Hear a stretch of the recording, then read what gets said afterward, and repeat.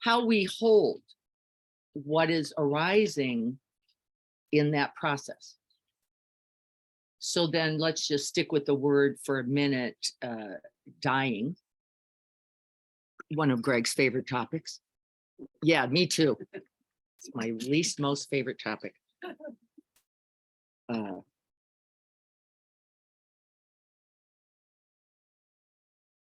And then we mistake dying. Good morning, Cindy. Can we get you a seat?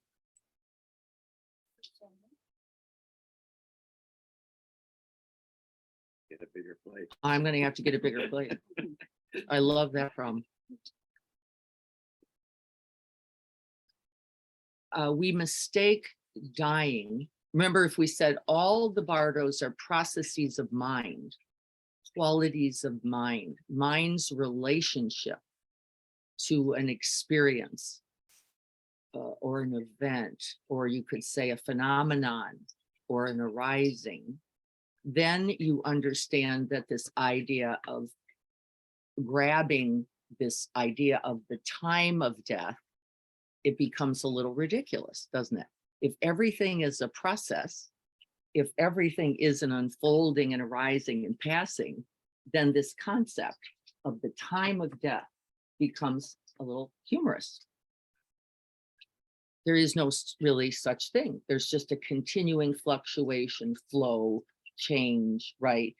But we gravitate to that idea, living, dying, right? And in my family, of course, as in all of our families, we know, as in Cindy's family as well, these become crucibled moments. Don't like that thing, that we grip it, and says the teachings, the failure of us not to train to understand its continuing appearance, its continuing changing element, its continuing processes, right, is the beginning of our suffering, isn't it? It is the beginning of delusion. But I want to secure, I want to stabilize, I want to protect, I want to, right, ensure, what's other words? Control, anchor it. And we know, as I wrote to Pete the other day, then a lot of rope burn. A lot of rope burn. Just keeps, right, slipping. And then we decide, don't we all, that something's wrong. Don't we? We call that the wrong thing. It shouldn't be like this.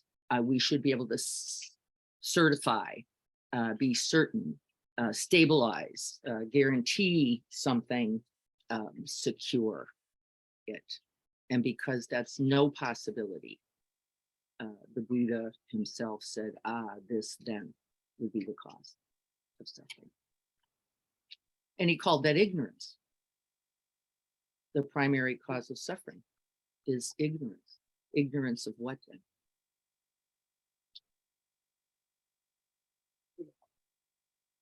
The reality. It's all slipping away. It's all right. And we just like, no. And so I'll use my little example of a little grip I just noticed. Small moments, right? Repeated often, offer clarity.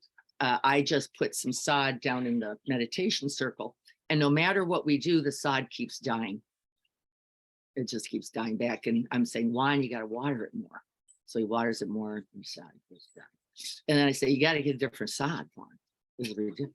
You know, go to a different store. Stop going to Lowe's. Go to over there and get the sod, and it still dies. And then I go, Juan, you're doing something, Juan. What are you doing to the sod? And he goes, and I remember. This is just, it's nature, isn't it? Things are born and things die. There's really no problem until I wanted it to be a certain way, called green. in my vernacular. And so because the Buddha was so smart, and Muhammad and Jesus, and right, this is not a sect related. This is really the good news. He was maybe the first neuroscientist, right? The first therapist of mind. He said, well, this is such big stuff. Nobody's going to remember this, and we can't hold it because it's formless. So that's not going to help much. So I'm just going to put this in words that are repeatable, and then you could repeat them often. And said that way you can remember. Just repeatable words, not too many, not too complicated. And then you just keep repeating them. And over time, you will ultimately, by virtue of placing the mind on those concepts, on those words, on that understanding, you will cultivate experience that will set you free. And so we are going to read the words of the Padmasambhava, who Carrie and I got to sit in the cave, Padmasambhava's cave in India. Was quite amazing, really. Where he sat for many, many years, many, really coming to terms with the Dharma, with the truth. And so this is called listening. And so the only thing we're going to do is establish mind, stabilize and relax the mind. And then you're just going to hear the words. One of the habits we have in our Western culture is trying to understand something, really looking for understanding or looking for meaning. And in the listening, you are not actually supposed to be analyzing, intellectualizing. You're not supposed to be going, does that mean this or that? You're just letting it move in, abide, and move through you. So you don't have to work as hard as you might think you do. You will, though, notice, if you're paying attention, that the words may match experience. And when they do, you will feel that. Oh, like that. Because there it was. I was just grabbing something and there it was empty, right? And so you might make contact like that, like, whoa, there that is. Everybody get the idea? It is said that to repeat these Bardo teachings is really the best training, because ultimately there is nothing to hold on to here either.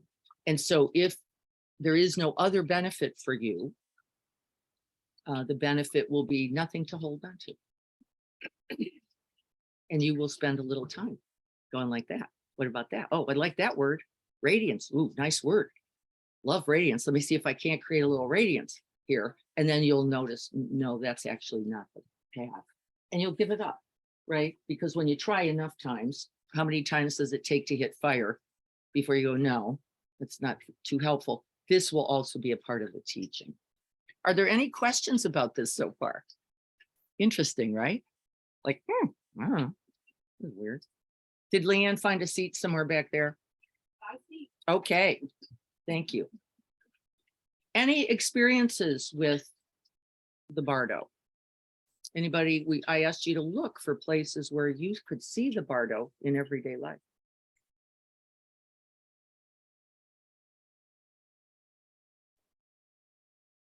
Every day, every minute, every way, every breath, every leaf, every blade of grass, every interaction, every sensation, every pain. It's everywhere. Right. So if you go, and I didn't see it, that's likely that other thing that we were talking about called looking for something solid.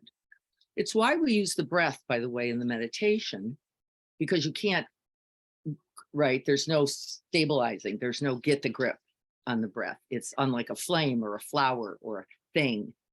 It really is in its constant flux, flow, and transition. No way to grip it, grab it. And it's dying every breath, right? The breath arises and it passes, just like in the space, the Bardo between life and death. Okay, so let's prepare to sit. Is everybody going to be comfortable enough? Here, I'm going to try to talk up. Can you hear me, Leanne? Okay. Okay. Tanya, I can't see you, but can you hear me okay? All righty.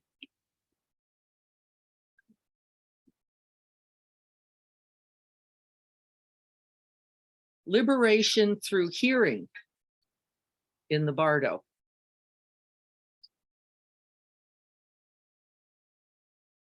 And so setting ourselves in a stable, noble, upright posture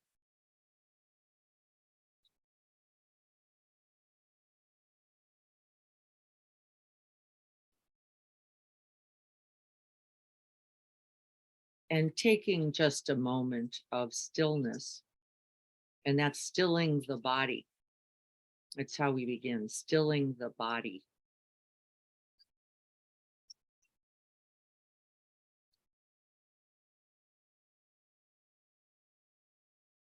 And as we still the body, we begin to see that the body continues.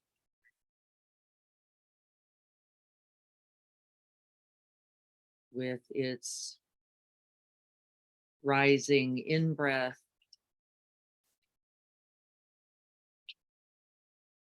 and releasing out breath.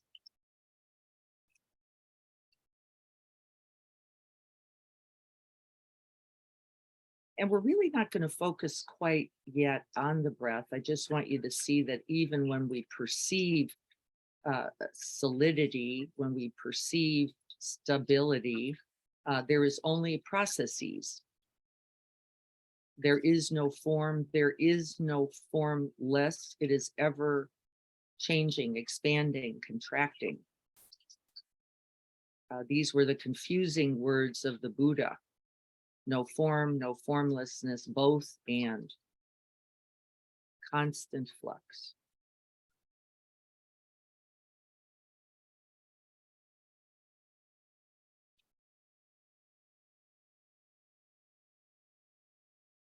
And as we rest here then in the stilled body, we're going to set the bodhicitta heart, the awakened heart mind,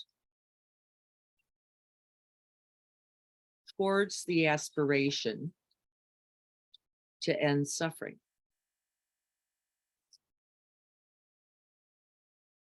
And you get to begin with yourself.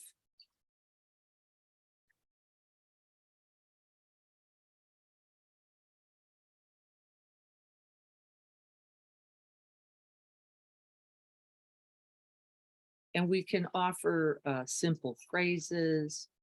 We can offer imagery, white light. In some traditions, they picture milk and honey pouring over the crown of the head and the body. We offer nourishment, nurturing, and motivation, actually. Motivation to ourselves for this path, for this practice, and for this way of being.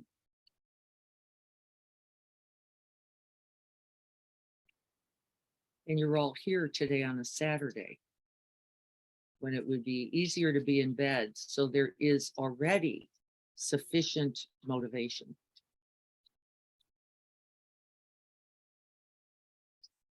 And we rest in the heart of that. The radiant heart of bodhicitta. Wanting, wishing, committing oneself wholly to the end of suffering.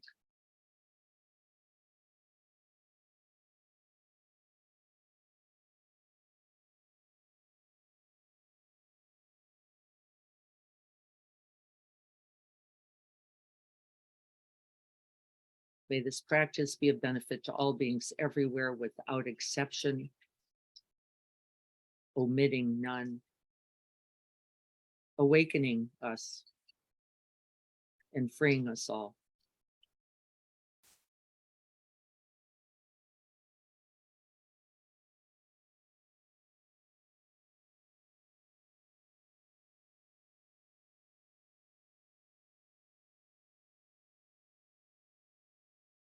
And so I'm going to invite you for a moment to pay attention first to sounds or hearing. I'm going to be striking the bell for a few minutes. I want you to come into contact with the two realities, form and formless, right? Happening all the time. I'm going to ring the bell. You're going to hear sound, and then you're going to hear the stillness, silence, from which all sounds appear and disappear. And for these first few moments, you're just going to juxtapose. Oh, sound, arising and passing. Oh, silence, abiding. Opening the ear door, attentive to hearing.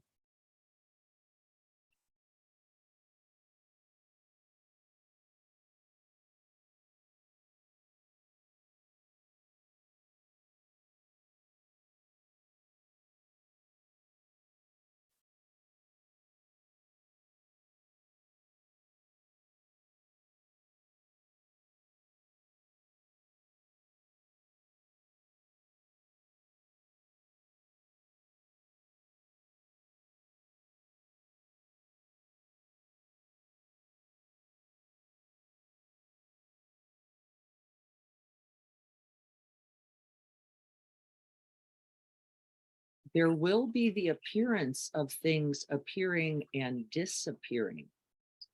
This is a part of the delusion.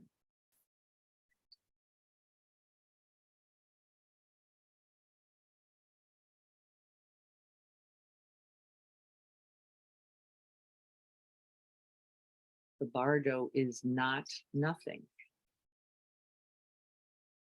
It is the appearance of space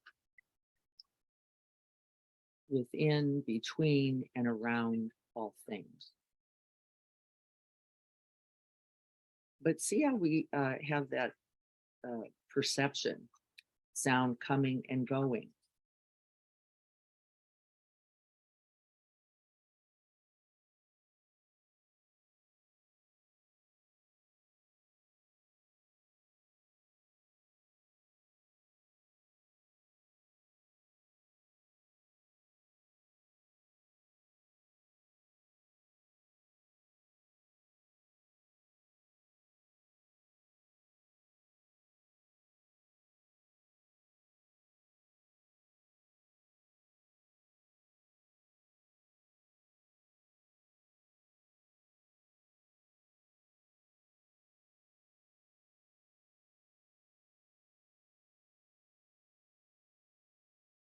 In this practice, this initial practice, we're trying not to grab the sounds.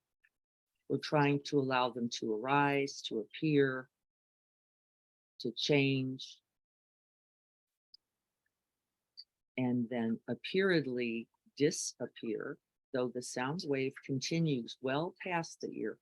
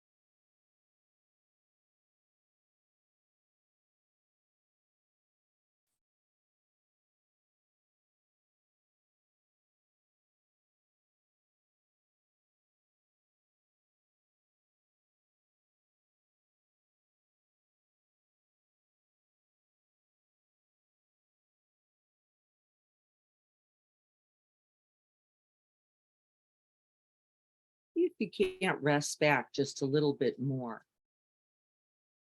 not seeking sounds, but resting in the silence.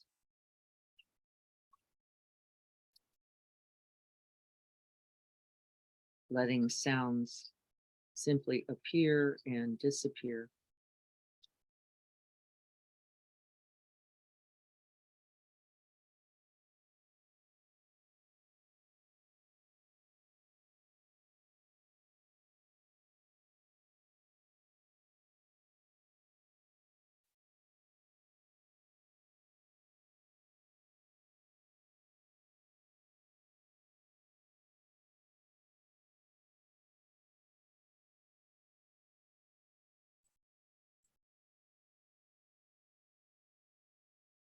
Using the out breath as you need to relax just a little more into the open space.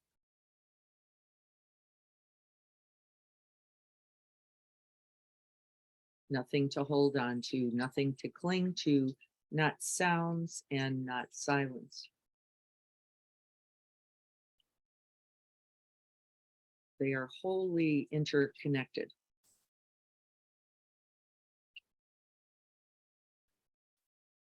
There is not one without the other.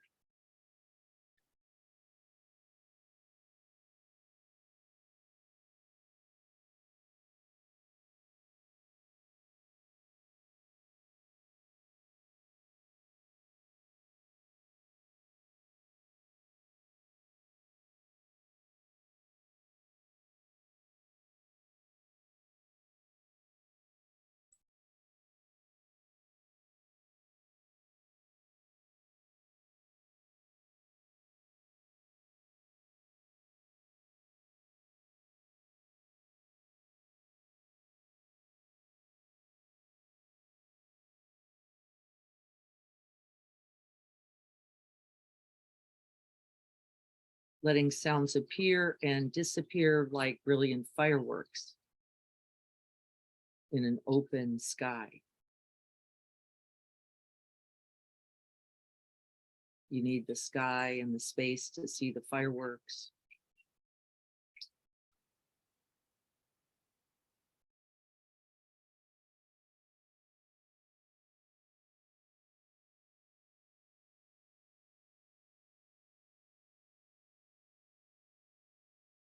You can rest the mind there.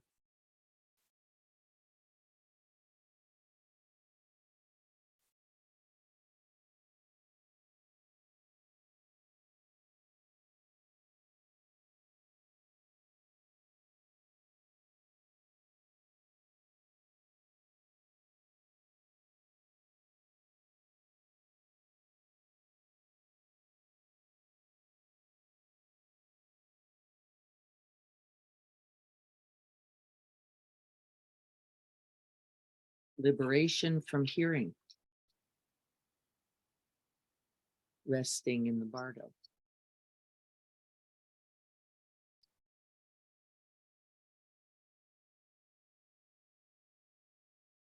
The path to enlightenment. The loving presence.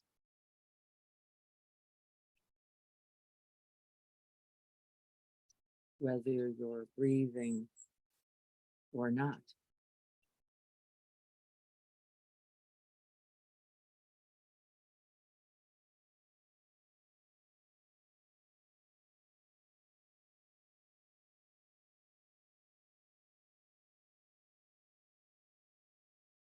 The juxtaposition between sound and silence, like the perception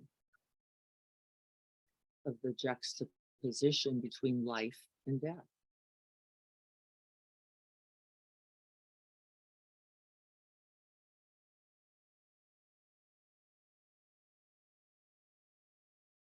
Between objects and space.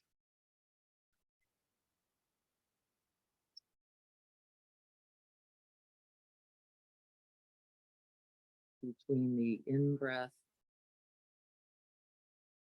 and the out-breath.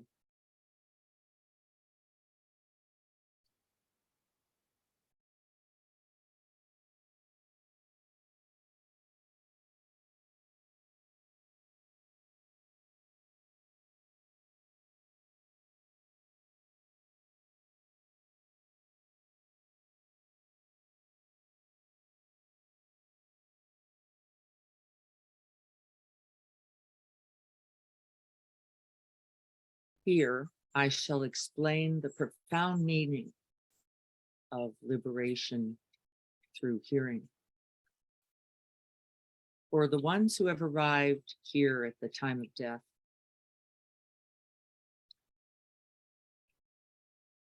that being every moment,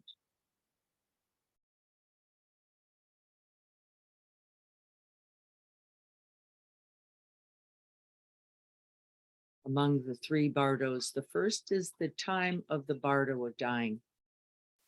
Remember, mind states appearing now, here, not some other moment. So pay heed.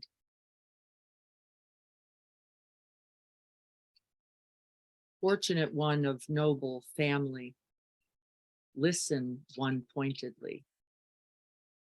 Pay heed. Do not wander. Every experience in this world is Mara's dreamlike illusion. Everything is impermanent. Everyone is subject to death. Noble one, turn away from further painful states. And this instruction is do not cling to any appearance.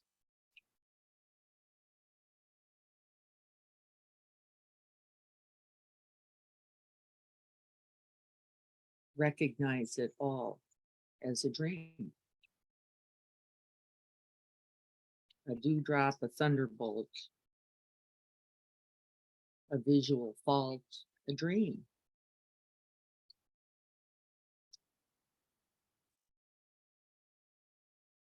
Known for only this moment.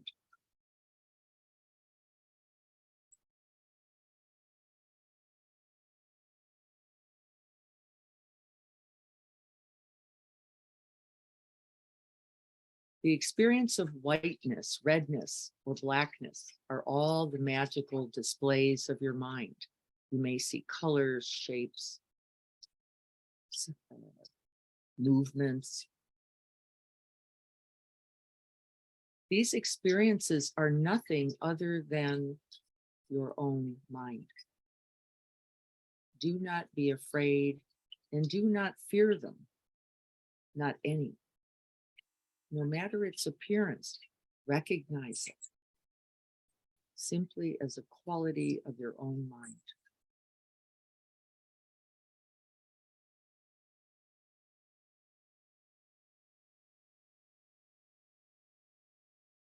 And as you recognize appearance as appearance, it may seem that you are losing contact, losing consciousness.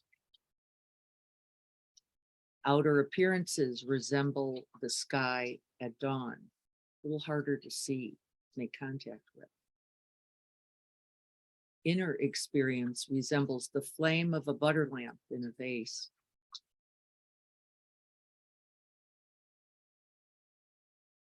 Remain one pointedly in the clarity of non-thought. We're resting in the space, grabbing onto nothing.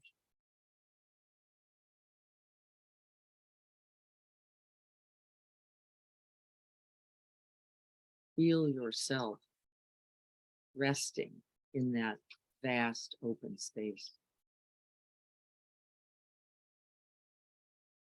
Then whatever is arising, a terrifying thought, a fearful image,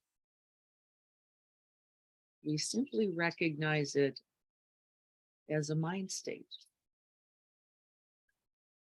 Nothing solid. This luminosity of death is Buddha mind itself. Rest naturally. Do not try to fabricate or change anything at all. There's nothing to get rid of, nothing to change. All things arising and passing by virtue of the condition of mind. Noble one, in this way you are liberated into Dharmakaya. What does this mean? Seeing things simply as things. Things as things. Nothing to cling to, nothing you have to get rid of. What a relief.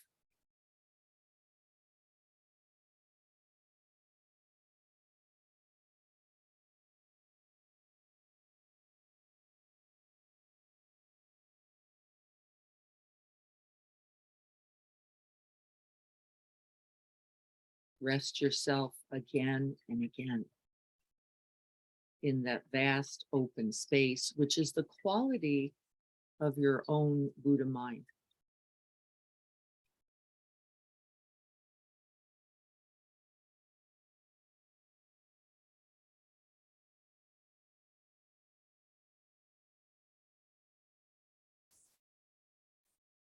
Recognize these clear instructions, and those who have practiced will be liberated through this. You will see the nature of all things and be free. You will not mistake the body, the mind, the identity as more than this.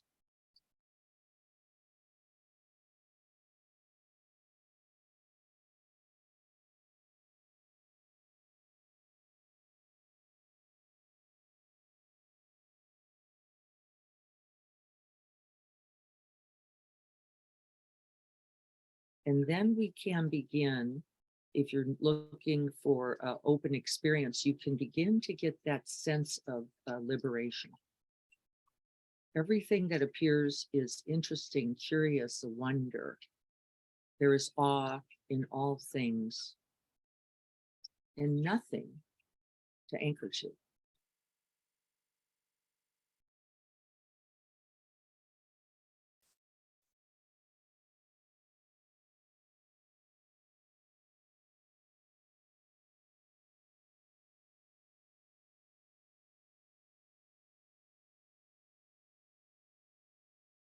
Leading us naturally, effortlessly into the second bardo, the bardo of Dharmata.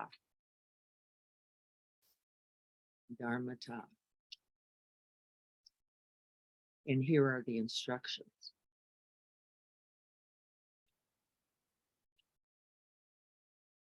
Fortunate noble one, listen one pointedly. Pay heed and do not wander. Earlier, you did not recognize awareness.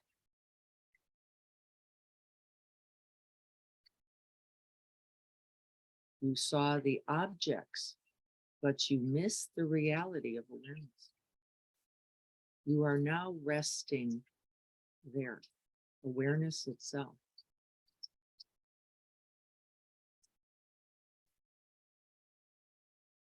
For the next many days, all of your experience unfolds as rainbows and lights. You begin to see the temporary, non-substantial, ever-changing nature of everything. And that everything includes you.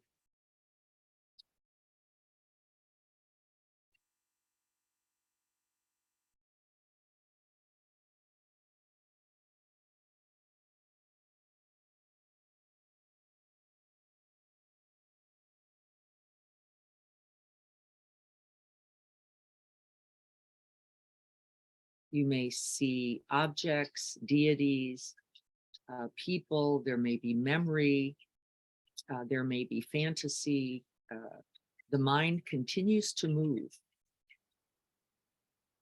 but it is now not mistaken. Not mistaken as solid.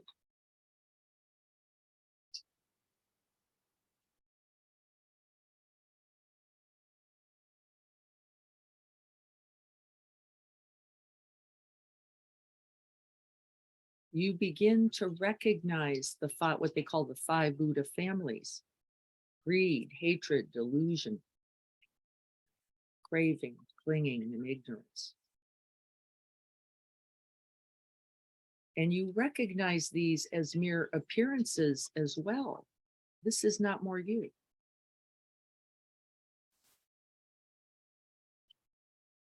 Do not be afraid or terrified by these brilliant appearances.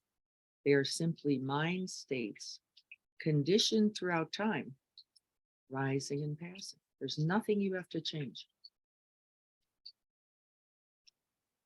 The natural expression of this human mind. Let them come and go.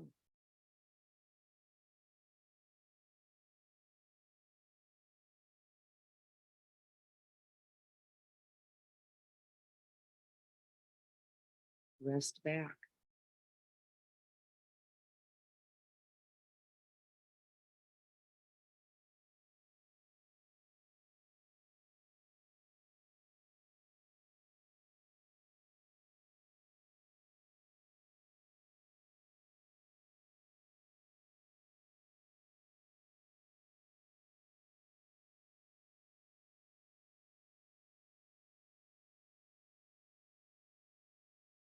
Recognize all appearances as natural phenomenon coming and going. No harm. Decide on this. See if you can see its truth.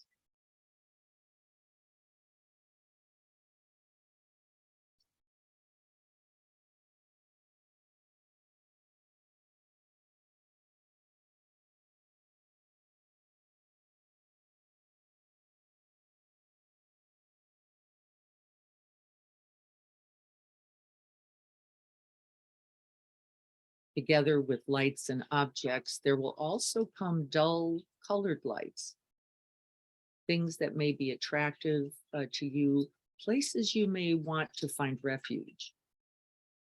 And you may notice a slight grip or clinging here. This will not be useful. Nothing of substance here. Do not be attached.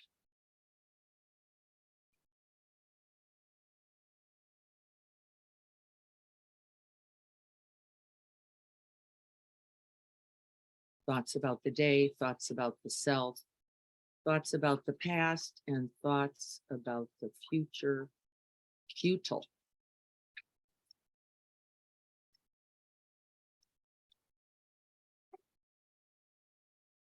Do not mistake these thoughts as you.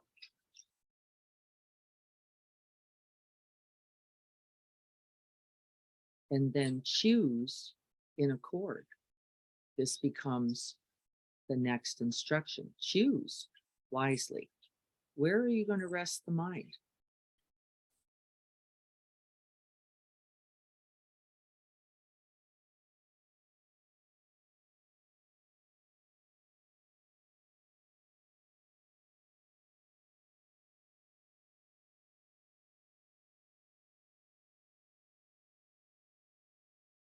Shafts of light and color and shadow will reach your eyes. There will be appearances. This is a part of the vast and direct path. It cannot be avoided. You will see things that look solid.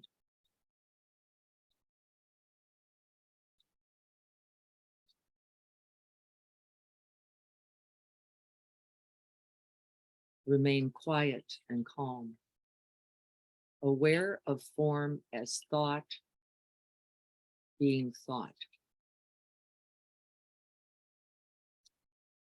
Be kind and help yourself.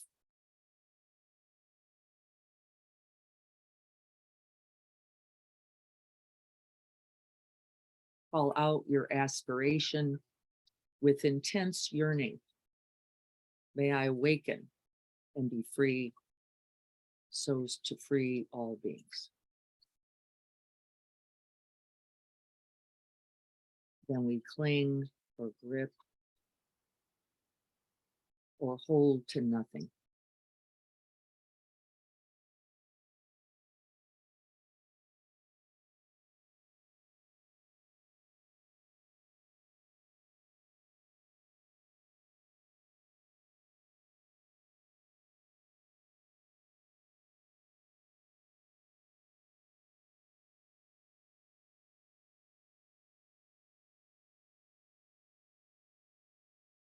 We do not approve or reject. We do not ward off anything, and neither can we cling. We are in the continuous state of divine form. Everything, divine form.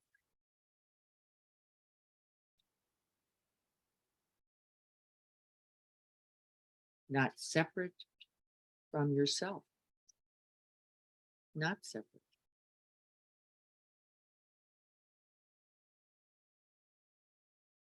As you recognize this lack of separation, this whole-hearted intra-connectedness, you as a part of the whole of it all, you let go and are liberated just a little bit more.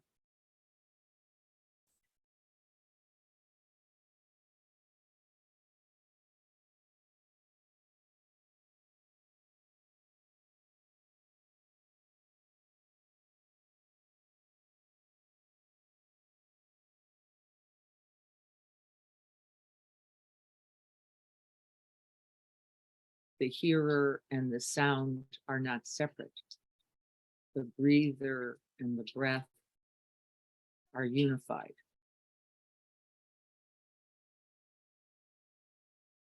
The space around and the space within, the spaciousness of mind are all the same.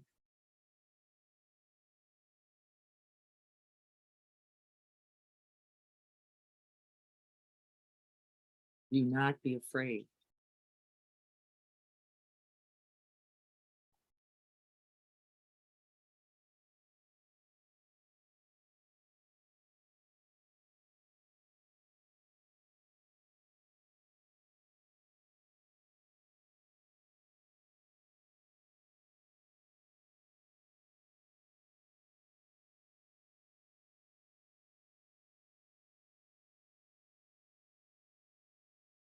Listen, fortunate one.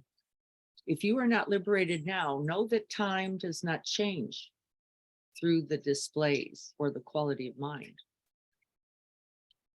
Just because you're having images or you mistaking them as yours, this is not your only opportunity. We continue.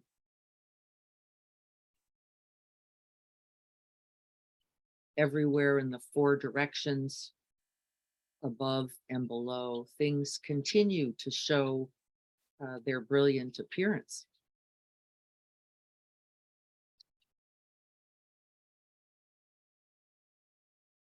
Whatever arises, see that it also passes.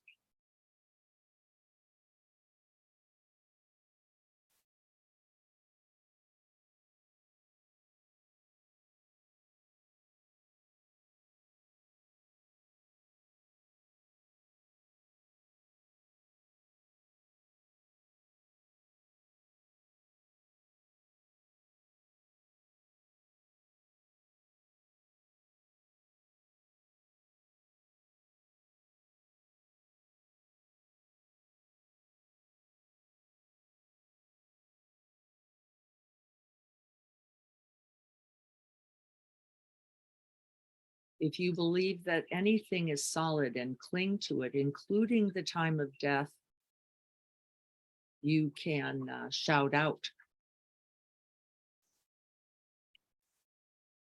and roar with laughter. Not even this perception of death is solid.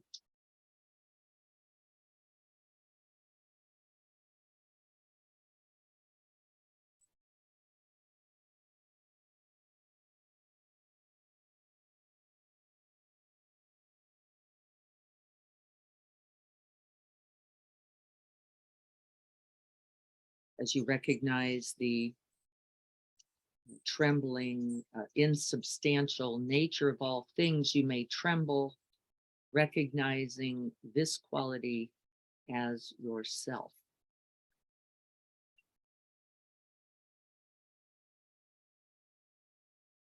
Nothing to hold on to. Do not be afraid or terrified.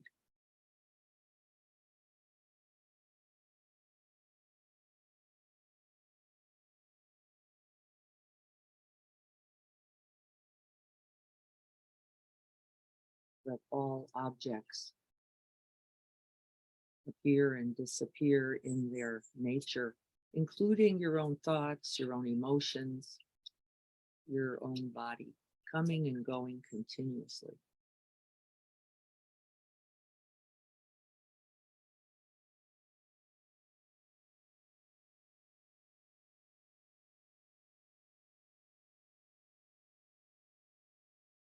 Just like the breath, just like sound, being born and dying every breath, just like you.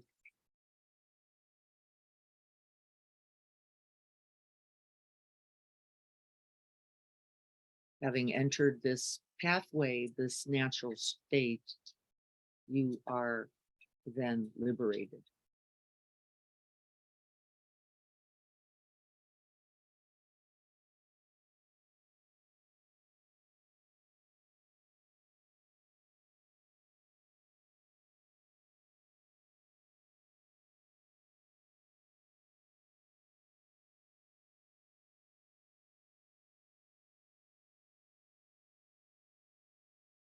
Listen, child of noble family. Pay heed and do not wander. Your body is now simply energy, current, and quality of mind. Around it unfolds displays belonging to the bardo of becoming. Recognize that you have died and that you long for the appearance. We all want something to grab onto. Recognize this.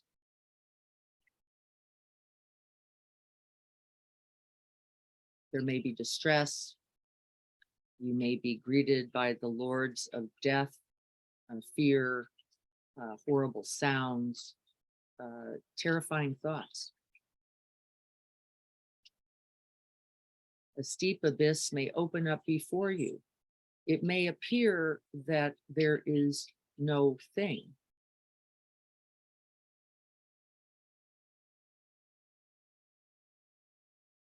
Even this is a mind display. We can open the mind like the sky here.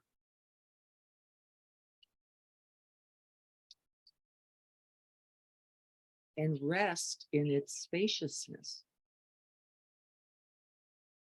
Nothing to cling, no one to cling to, no problem.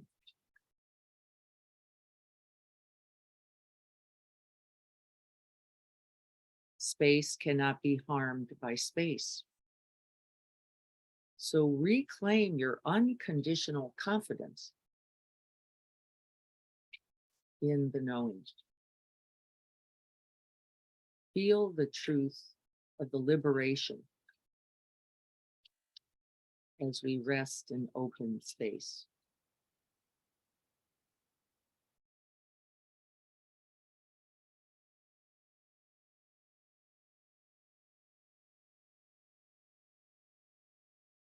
Enjoy this spaciousness as an inexhaustible feast. Enjoy the sublime food of liberation. Do not yearn for some other life. Rest in this.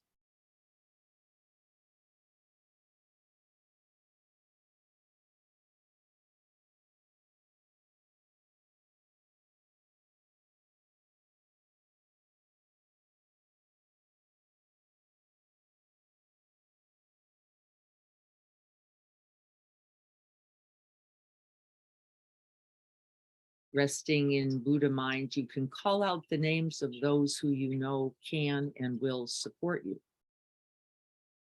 Invite them here.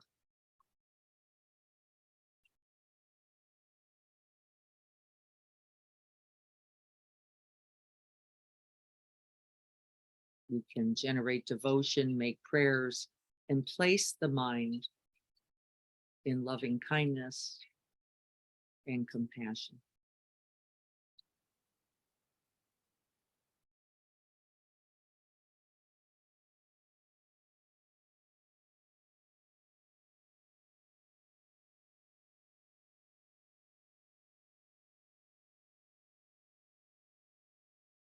feel for yourself and for all those who seek substance.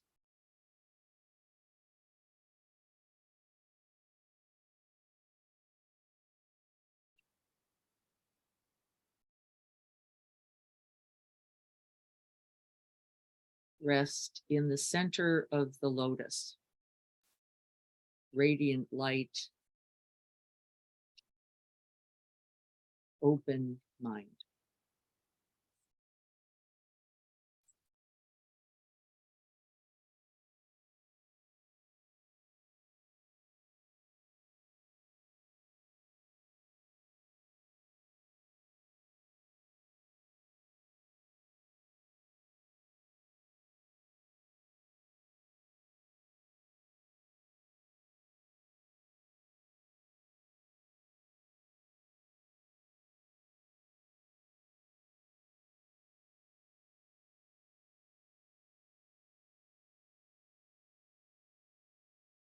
In the hollow of the lotus, resting in Buddha nature, you can once again choose form and be reborn. Or you can simply rest in open space.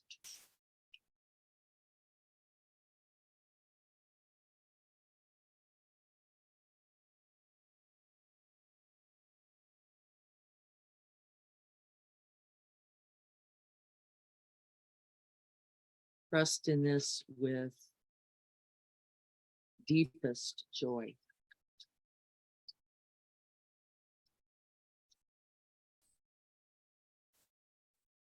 You once again are liberated like this.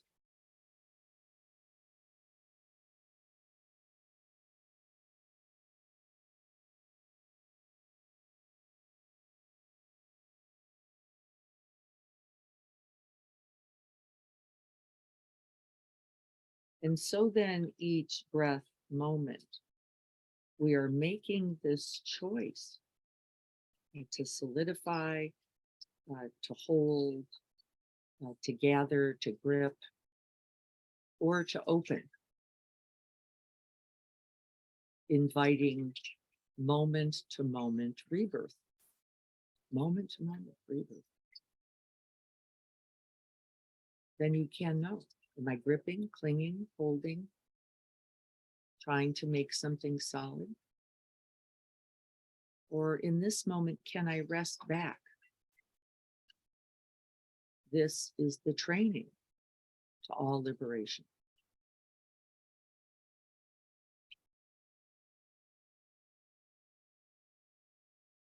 To all awakening.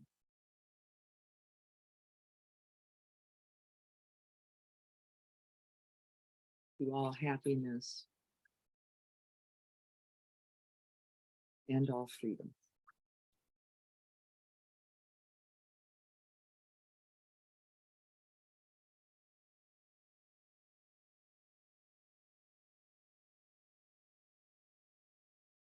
Listen, you, O nobly born.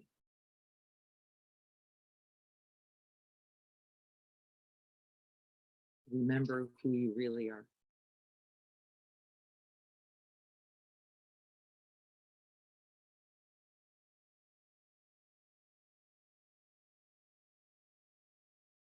A stream of light, a dewdrop, a thunderbolt, an inexhaustible well, a wishing tree, a doctor, a nurse, and a good medicine, a boat, a bridge, a raft, carrying us all.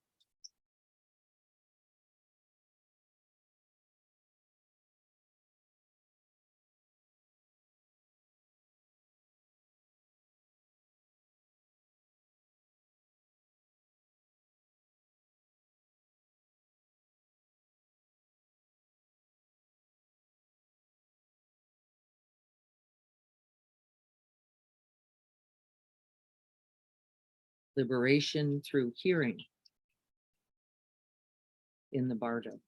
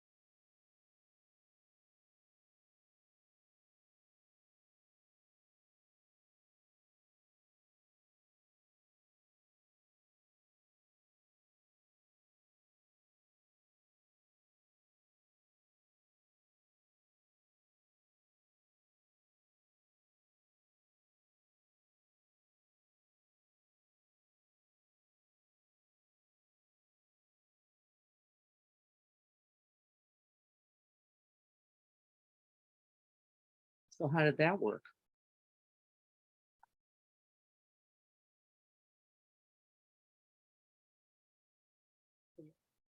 Just from a practical standpoint, I did find because of the silence practice, there wasn't really silence. You couldn't see the I silence couldn't see the silence. because the objects kept appearing. This is one of the habits. This is one of the habits. And actually, it's perfect practice because it says there will be sound so significant, so large, so continuous in its appearance that you will mistake it. You will mistake it and believe the object is permanent. Nope. Nope. Yeah. And you will cling. Notice, anybody else notice other clinging?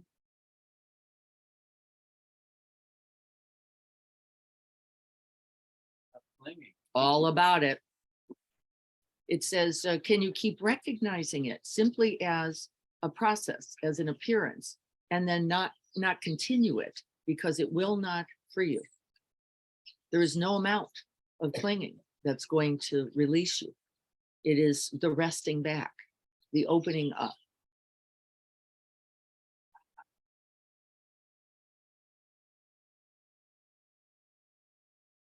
It looks pretty. Yes.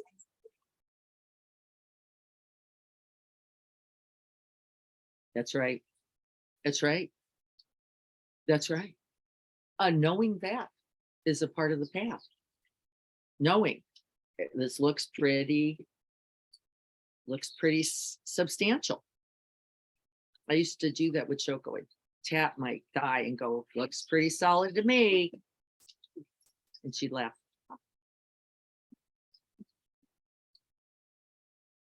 Feels pretty stable. It's only as it's changing that I recognize what she was talking about. Only now. Like, oh, whoops. I'm not keeping anything, including that thigh.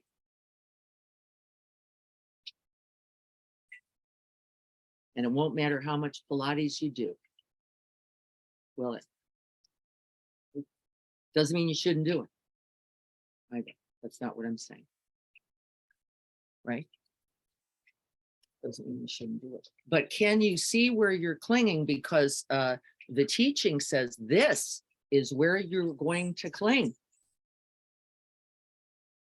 This is exactly what your conditioned Dharma practice will be at the time of death and beyond. Whatever you think you're gripping now, that's what you're going to grip then. So know where your rope burn's going to come and train in it. Recognize, well, sound seems pretty solid to me. Well, there's going to be a lot of sound and it's going to be quite distracting. Pain, okay, that's going to look pretty solid if you're clinging to it. It's going to look like that's all that's there. This idea of me, which most of us hang on to, me and my history, me and my relationships, me and my things, me and my identity. Where do you grip? This is, it directly points you to where your practice is. So whatever you noticed, I heard a little girl say something like, "Good morning, Mama."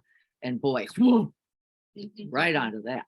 I was in there going, yeah, that's so delightful. It's so cute.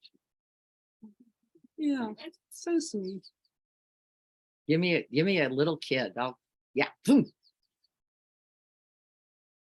Right. And so the liberation is really right here, isn't it? It's right here as we recognize, oh, there I am holding on to that. Oh, there I am loving the little hummingbird. Whoop, flip, flip. Oh, look at that. So nice. So nice. And if this is the death moment, then what? Because it is, actually. Not if it's the death moment. In the death moment, hold to what?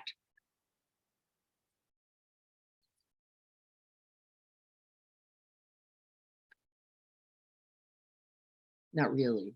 Everything and nothing. You know, you can allow it in its appearance without struggle, right? We could, its appearance is not the problem.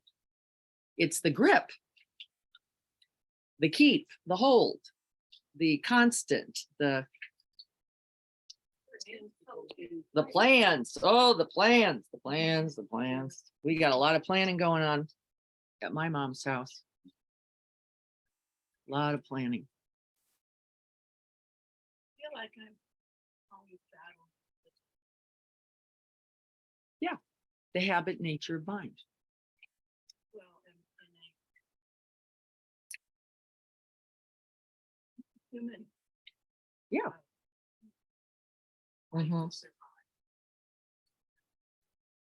Mhm, face that. mhm, mhm. We understand that just as fear. Right, really. Not more you, says the liberation through hearing, right? All those thoughts, all those belief thoughts, all that knowing, simply not more you. That really you are like that vast open space that I keep pointing us to, that we sometimes have a hard time finding. And that's good knowing. That's beautiful knowing as well. My mother's partner of 20 years is actively dying now. I don't know that we'll get through the weekend necessarily, who knows? But he has decided to access the Compassionate Care Act and get the cocktail, which I know is partially Seconal, but I don't know what Valium things, Ativan, and a variety of things. And you would not believe the opinions about this. Would you? You would not believe. There's those for it and those against it. There are those who are going to sign for it. There are those who wouldn't sign for it. There are those who would put their name as a witness to his signing it, and those who would not. In what, one family, 6 people, all going, nope, I can't sign that. I can't even sign that I'm a witness to his signing it. I can't even sign for the product that comes. I can't be there. Right? I've got an opinion. I've got a perspective. And everybody's so busy around it. Nobody is with Dan. Wow. And I mean it. I mean, nobody. The room is full of opinion. There's opinion bouncing off the walls. Everybody, you like it? I don't. I want it. I don't. I think so. I don't. Doesn't matter to me. I have no opinion. No opinion. This is not up to me. Is it? This is not me. And yes, it is. Isn't it? Yes, it is. Too. So he asked a family member yesterday, what if I can't lift this? Because he's getting weaker every day. What if I can't lift it? Because according to law, California, you have to be able to get that somehow to your mouth yourself. Well, I understand its intent. The intent is if somebody's giving it to you, they may have ulterior motive, right? Called money or, yeah, that's its intent, right? That it not be, it has to be you. It has to be. What? It's a very interesting, It's like the office. it's a very interesting script play, right? Now, the only reason I'm saying this is not because you will or won't have this experience, because you will have an experience with this one way or another, right? And what's interesting to me is we even talked about this in my family here yesterday, and opinions went flying around the room. I would be there. I'd give it to them. I wouldn't give it to them. They should just handle it. They should get them somebody who can. What's the point anyway? If he says he wants it, what's the deal? Couldn't you just hold the straw? Right? And we actually, interestingly, the family went into a slight debate. I think a debate. about it. Very interesting. What are we all holding? Something solid. Opinion. I can have that. Right? I found out my husband still believes there may be a hell. I didn't know that. Well, that was a little interesting. He went, oh, I wouldn't help because maybe I would go to hell. I went, what? That I've known this guy 60 something years. I was like, hell, what you? And he went, well, I don't know. I don't know. It's that seed is planted, it's hard to get rid of.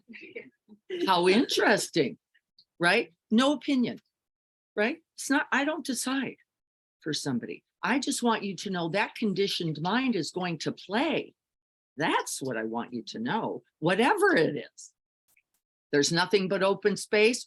Okay. What's going to happen for you when it looks like it's filled with objects? Where's my open space? Huh? Where'd it go? Clank, clank, clank, clank, clank, clank, clank, clank, clank, clank, clank. Nothing but stupid stuff like sound happening. Where's my open space? Where's my right? So be watchful because it says these conditions are going to determine your path.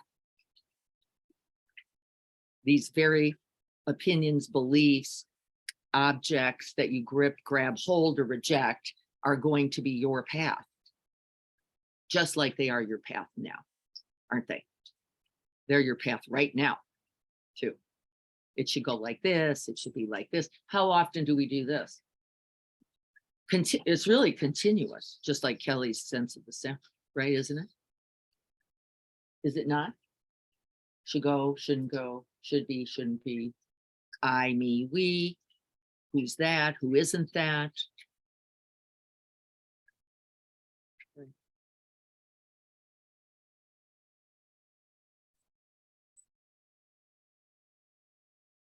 And so where do you rest? Where do you rest?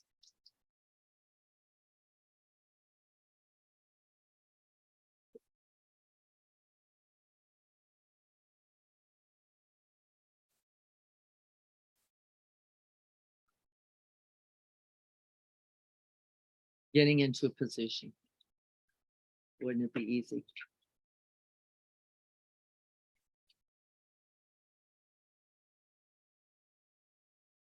And so what are your belief thoughts? Might be good to know them. Not about Dan, about you. Because they will also dissolve, won't they? You won't be able to hold those either. All your great thinking about how it should go, who should do it, who should bid there, what day and time it should be, blah, blah, blah, blah, blah, blah, blah. Right? Not likely. Not likely.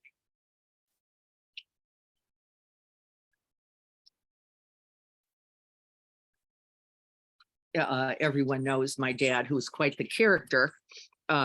Every day when he was here, and I still laugh about it, had a gigantic water bottle, Windex bottle filled with holy water. And every day he'd say, squirt me, squirt me. Isn't that adorable? Oh my God.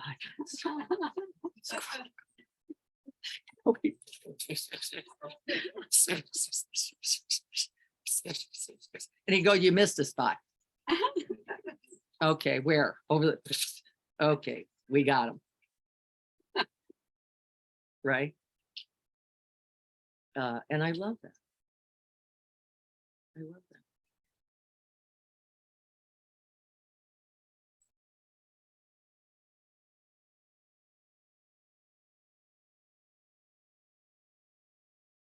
And so the teaching says, be careful what you cling to. It's likely to show up as nothing.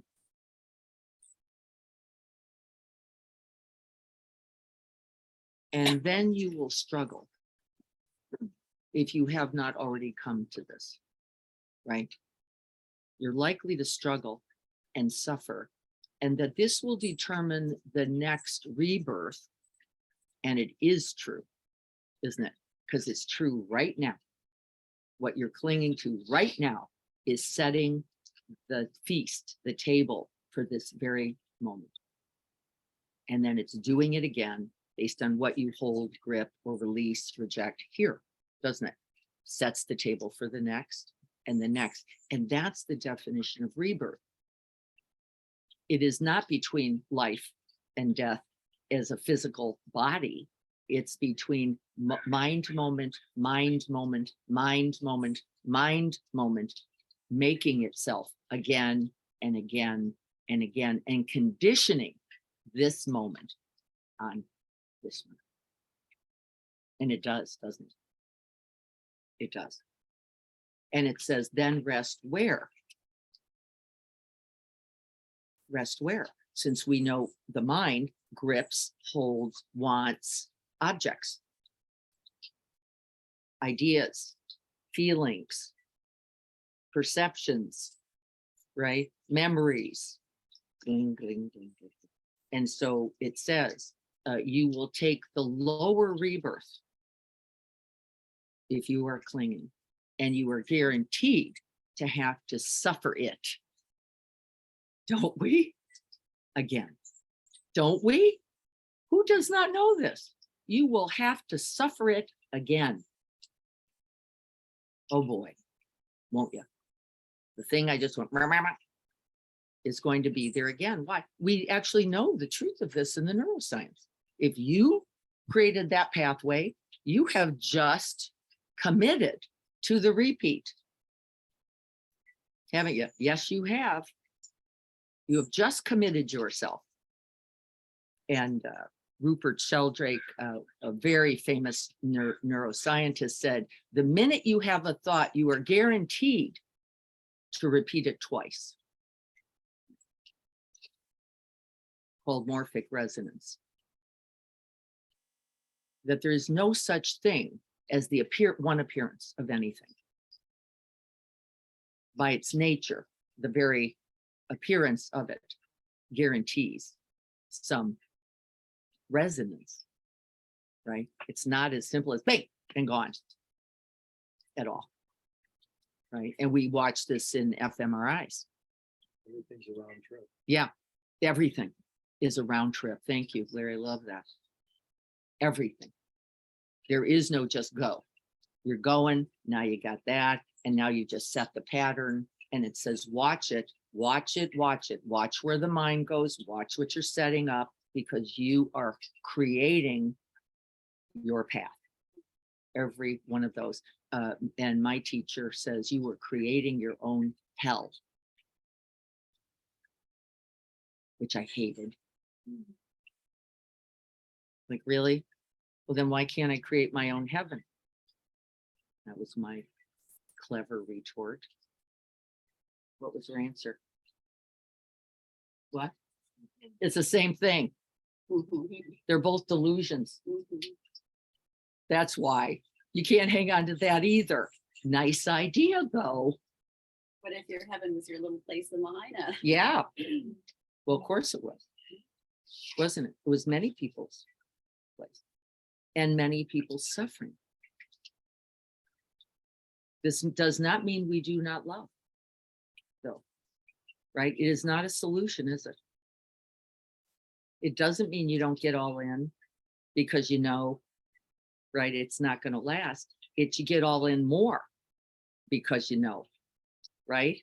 This is the fearlessness of love, isn't it? You get all the way in knowing that you can't hang on to it, right? You don't stay half-assed. You don't only go 1 foot. You jump in going, and it's going to hurt because that's a part of our human nature. Not because we're broken at all. Right? And everybody's going to get so twisted up about this idea of whether you should take this stuff or not take this stuff, or they're going to miss this poor man's death. They're going to totally, like, yeah, I'm absolutely certain that somebody will be having a conversation about what they should do while the poor guy goes, never mind, you are, they're missing it. He's here.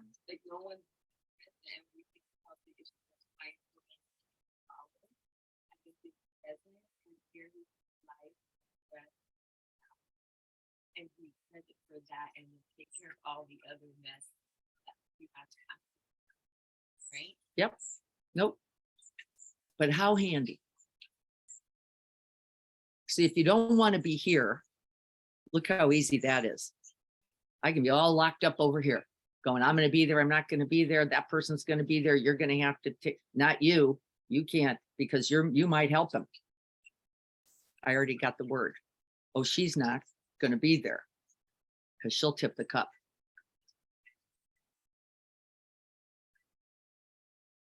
Mhm. That's right. Because, oh, it's a lot of fear. Well, maybe it's all fear. Maybe it's all fear. Isn't it? Anything we solidify is fear. Then tipping the cup or not tipping the cup, maybe it doesn't even matter.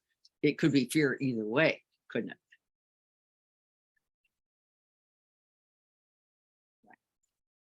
So I want us to watch, I want you to pay attention to what you are solidifying all day, every day. And you'll know because you will go into gripping or rejecting, won't you? That means you made it solid. Otherwise, appearance coming and going. Watch it. Watch as you go, nope, not me. Not me. I'm not going to be the one. Or, oh no, I'm going to definitely be the one. No improvement. No improvement. By the way, is it? They're all just clinging. And where's the open space? The I don't know. Isn't it? I don't know. I'm not there yet. I don't know what will be right in that moment. Who could? We're not there. We're just here.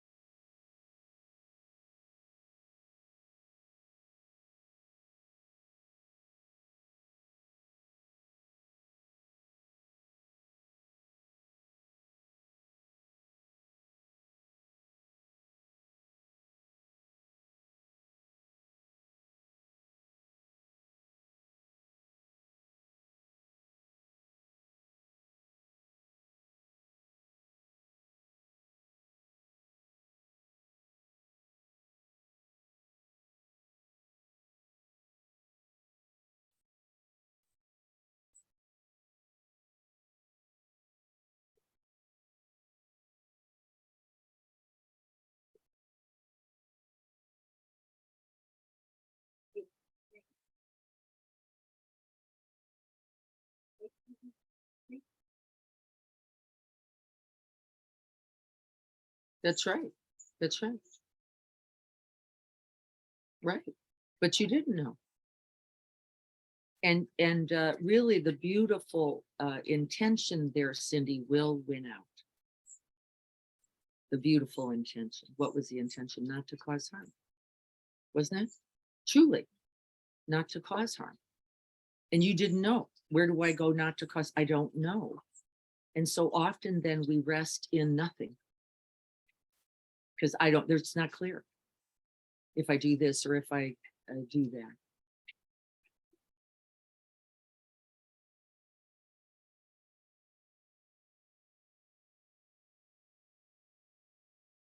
Right.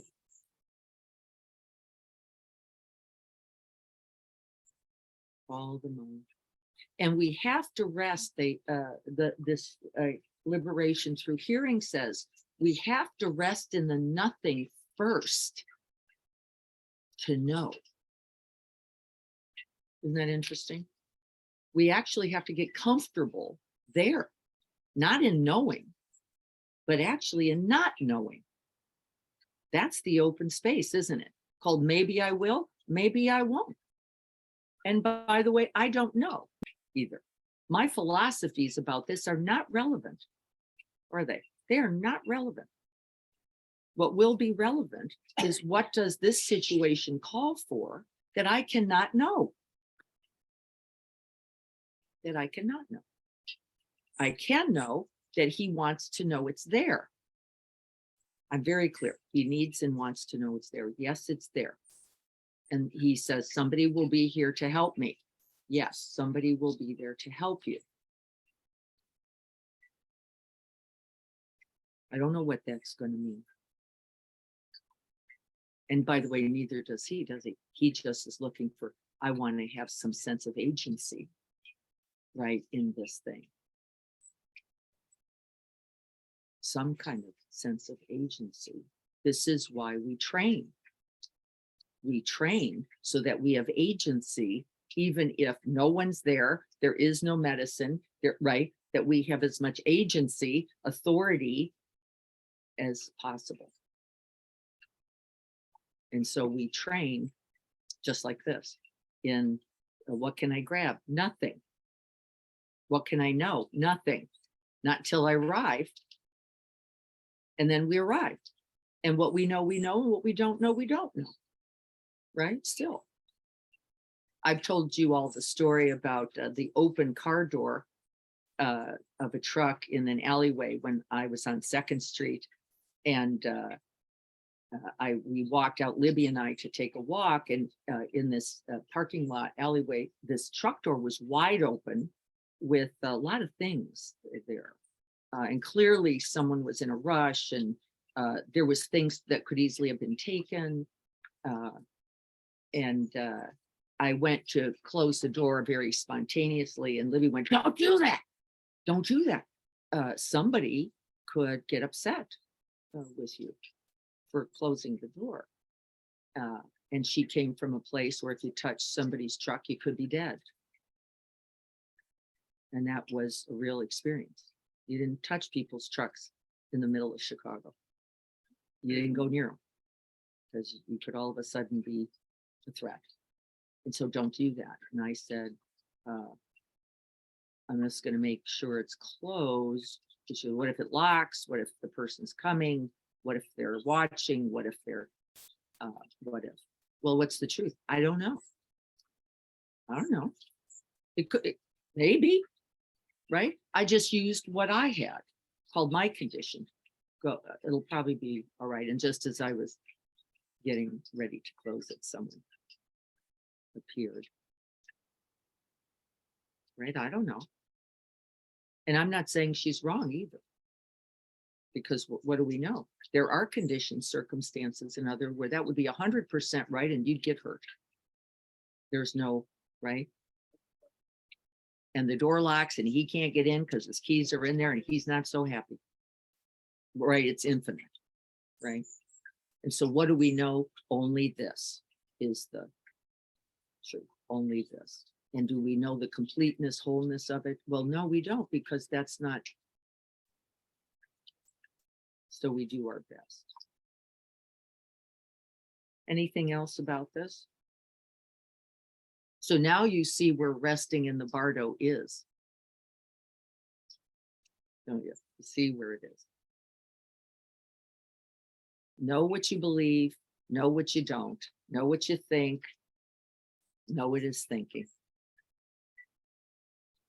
Very helpful. Very, very helpful. And in our little discussion yesterday, the heightened affect in the conversation was interesting to watch. Because, right? Nope. Like this. So just know it. Okay. We're going to sit for a minute. And then I have some paper bags.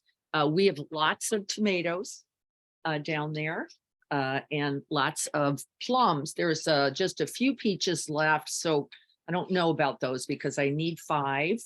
I know that Tanya wanted to take a few. So that there may not be enough for those, but there's lots of plums too.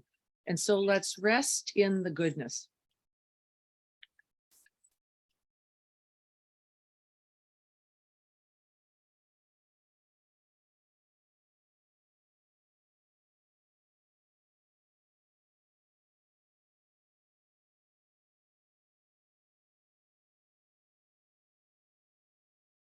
And so we open the mind door wide. Wide.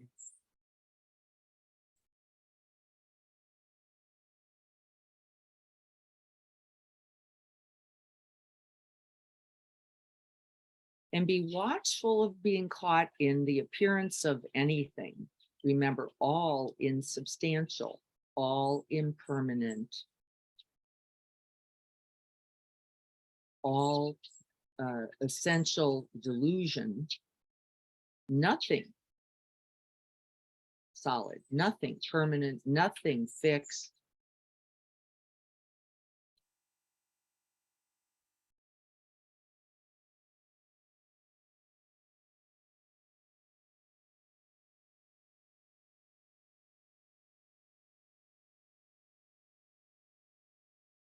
And then we notice where we cling. Is it me, the breather, me, the hearer, me, the thinker, the opinion holder, the preference maker?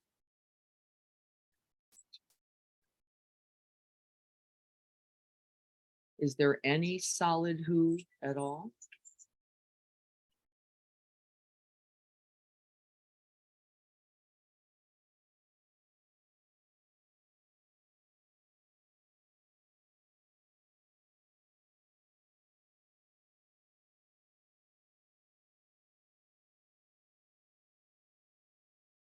This is liberation through hearing, because there is no answer.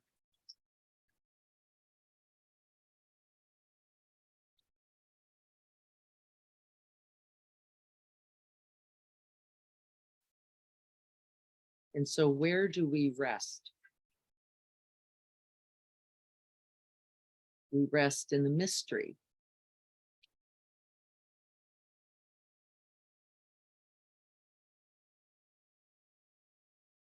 We rest in the knowing and the not knowing, both and neither.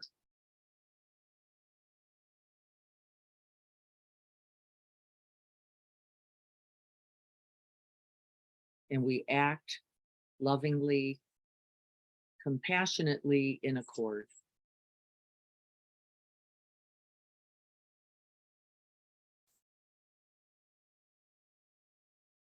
May all beings be happy. May we all be safe and well.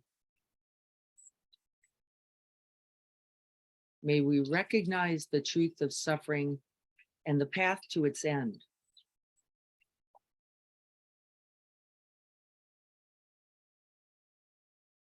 And may we commit ourselves again and again, every breath, again,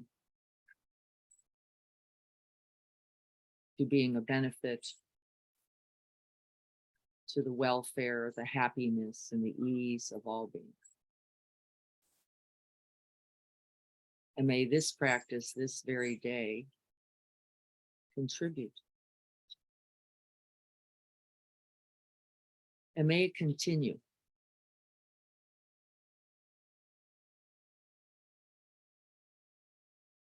Beyond the cushion, beyond the moment, into the next and the next.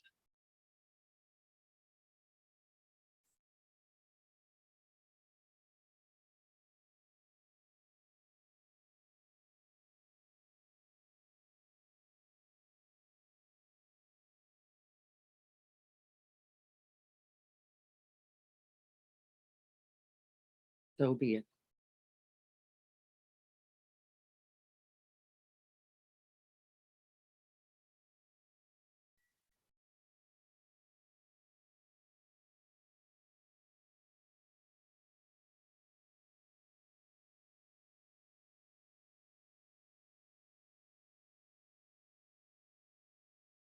Thank you, everyone. Thank you all.